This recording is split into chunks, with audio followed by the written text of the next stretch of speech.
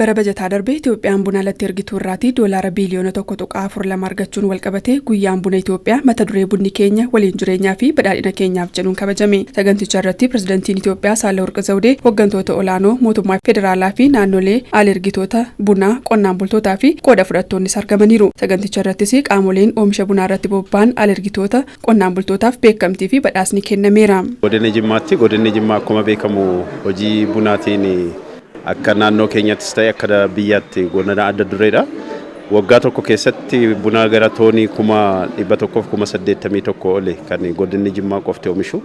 Kana keessaa naannoo toonii 54 ol gabaa giddu galeessaaf godina Jimmaa qofatu dhiyeessa. Kanaaf akka godina keenyatti qonnaan bultoonni akkasumas immoo qaamoleen qonnaa hojii misooma bunaa keessatti gahee qaban guyyaa har'aa guyyaa bunaa akka biyya keenyatti yeroo jalqabaatiif asitti haala kanaan kabajamaa jiru kanarratti argamne beekamtii argachuu keenya gammachuu guddaan nutti dhagahama. Saxxoomaa maabbaraatacha beekamtii fi badhaasni kenname kun qonnaan bulaa al-ergitootaa fi qaamolee damee kanarratti tumsa taasisaniif kan of keessatti hammateedha. Xiyyeeffannaan damee oomisha bunaa irratti mul'achaa jiru kan nama gammachiisuudha. Kun immoo gara fuula duraatti biyyattiin sharafa alaa amma argataa jirtu caalaa dachaa baay'ee akka argattu jajjabeessa. አሁን ከምናገኘው በእጥፍ ልናገኝ የምንችልበት እድሎች እንዳሉ ይታያል ማለት ነው። አካዳሚ ያለርጊረትስ በጣም ሰርካ ዋን አዳት ኑፍ ዋን ጉዳዳ ገሩ ኑሃፋ ማዩ አኩመ ሴክተር ቡናራ ሰርካ ተቆፋ ባነት አኩመ ኢትዮጵያትልን ሰርካ ተቆፋ ኒምባና kan jennudha kan abdii qabnudha. Nuti sektara bunaatiin kanuma hojii kana caalaa oomisha keenya bal'isuudha. Guyyaa buna Itoophiyaa kanarratti Daayirektarri olaanaa Abbaa Taayitaa Bunaaf Shaayii Federaalaa Dr. Addunyaa Dabalaa jedhanitti biyyi keenya kanaan dura sababoota adda addaan oomisha bunaa irraatii hanga fayyadamuu qabdu hin fayyadamne yeroo ammaa garuu hojii qindoominaan hojjetamaa jiruun damee bunaa irratti galiin argamaa jiru gammachiisaa ta'uu kaasan. Biyyi keenya buna oomishuutiin kan beekamtu. Bunnis immoo uumamaan isheef kenname haa ta'u malee buna kanarraa baay'ee fayyadamaan turre sababni isaa rakkoowwan adda addaatu jiru turanii akka buna gabaa buna Itoophiyaa keessatti rakkoo guddaatu jiru keessumaa vaaluu cheenii isaa hordofee wanti jiru rakkoo guddaadha. Kanaaf Abbaan Taayitaa Bunaaf Shaayii Federaalaa rakkoo kana furuutiin qaamolee adda addaa wajjin ta'ee hojii kana hojjete bara baranaa seenaas jalqabaa raawwachiira galmeessiis jira.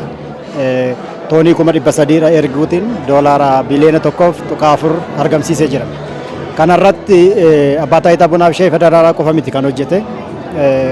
Qaamoleen adda addaa qotee bulaarraa qabee warri misooma irratti qotee bulaa gargaaran jiru. Godinaaleen addatti gargaaran jiru. Naannoleenis akkasuma jiru. Jarreen kana warra tumsaa'inaan hojjetanii firii kan akka argannu kan gargaarsan beekamtii laachuun barbaachisaadha. Oomisha bunaa al-ergii irraatii sharafa alaa olaanaa argachuun milkaa'ina kana gonfachuunis kallattii hundaan irratti hojjetamuun ta'us Dr. Addunyaan eeraniiru. Oomishaaf oomishtummaa guddisuu keessatti bunootii dullooman gamashnee bifa haaraan gara oomishaatti akka seenan taasisneerra. Qulqullina irratti hojjechuudhaaf garuu gadi fageenyaan barumsa laanneerra. Amma qotee bulaatti gadi buunee akkasumas immoo bifa wal dorgommii yookaan immoo qaama miira dorgommii qotee bultoota gidduutti akka uumamuuf Cup of Excellence kan jedhamu gadi akka biyya keenyatti akka dhufu taasisne qulqullina qofa irratti hundaa'ee qotee bulaan buna isaa seeraan gurgurachuu akka qabuuf waggaa 3 walitti dhaansinee kana raawwanne bara barana jijjiirama guddaatu argamee jira. Bara waggaa lamaan dura commercial bunaa kan jedhamu parsantii 60 isaa ol ture.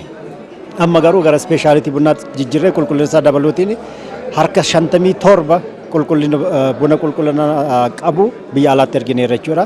Akkaataa kanaan ammas warra hafan gara 60-70tti butuun hojjechaa jira jechuudha. Pirezidaantiin Itoophiyaa Saahilewarq Zawudeenis saganticha irratti argamuudhaan damee oomisha bunaa al-ergii irrattis mootummaanis tumsuu fi kutannoo qabaachuus eeraniiru. የቡና ቤተሰቦችና አጋር ድርጅቶች Maatiiwwan bunaa fi qaamolee tumsitan biroo karoora qabame dhugoomsuuf milkeessuuf kutannoodhaan akka hojjettan amantaa guutuun qaba. Akka mootummaattis nutis haga humni keenya danda'e damee oomisha bunaa fi loojistikiidhaan akkasumas bakka hir'inni jirutti guutaa deeggaraa gahee keenya kan ba'annu ta'a. Waaqayyo biyyattii kana qabeenya hedduudhaan badhaaseera. Harka ormaa otoo hin ilaalin qabeenya qabnu guddisuu ni dandeenya. Qabeenya kuufamaa yoom tuqame kan nama jechisiisu qabna. waliigallee tokkummaan dhaabbannee jennaan bakka hin geenye hin jiru. wantoota dudduubatti nu harkisanii fi gufuu nutti ta'uu danda'an waliin taanee maqsuu qabna. ከዚህ ክቡር ዓላማ የሚያዘናጋንን በጋራ ሁላችንም በረበጀታ ከነትሲ ገሊ ኦሚሸ ቡና አለርጊ ራቲ ገሊ ዶላር ቢሊዮን ለማ አርገምሲሱፍ ከሮርፋሙስ ዱበተሚራም